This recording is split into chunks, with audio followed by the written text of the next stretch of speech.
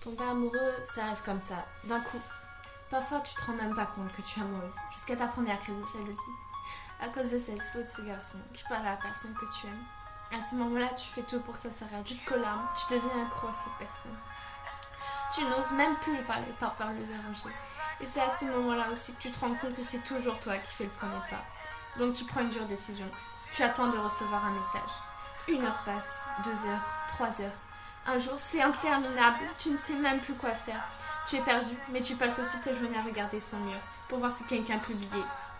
Jusqu'à que tu vois cette publication-là, remplie de cœurs. Et là, tu vois qu'il y a écrit "Je t'aime". Tu es dévasté, en pleurs, perdu. Tu commences à faire des mauvais choix. Tu ne savais même pas ce que tu étais avant de le connaître. Tu as été métamorphosée, que ce soit en bien ou en mal. Princesse, relève ta tête et rappelle-toi du dernier moment où tu as souri pour la dernière fois. Tu étais en train de lui parler, n'est-ce pas? Tomber amoureuse n'est pas un crime. C'est un peu comme ton téléphone. Tu peux pas t'en passer. C'est indispensable. Mais l'amour, c'est beaucoup plus. C'est une sorte de passion entre deux personnes. C'est magique. Ça change ta vision de voir les choses.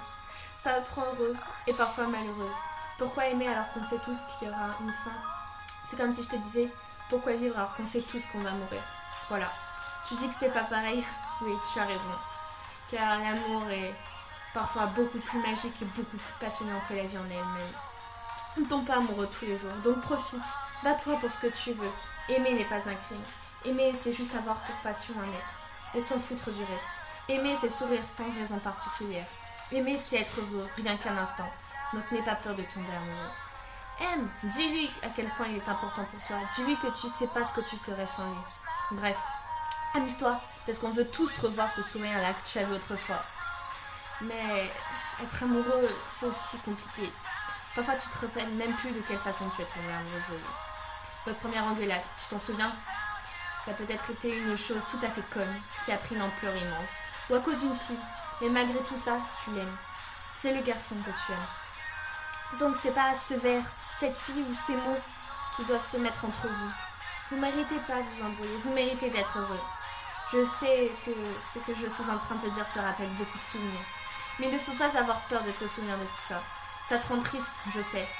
Mais ça te fait également penser à quel point il compte à tes yeux, à quel point tu l'aimes. Tu te rappelles aussi de votre premier pardon? Juste après, tout a recommencé. Les cœurs, les appels, les Skype, les câlins, les bisous. Pour certaines personnes, les kilomètres les séparent. Ils peuvent pas se faire un simple câlin ou encore rigoler ensemble ou rigoler en direct tout simplement ou se voir en face ou encore tout simplement s'effleurer la main. Oui, ce geste qui semble être rien, mais dès que sa main touche la tienne, tu as des frissons ou encore le cœur qui bat super vite.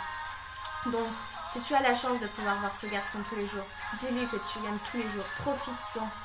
Rappelle-lui à quel point tu l'aimes. La distance fait pleurer beaucoup de couples. Elle leur empêche de se faire un simple câlin.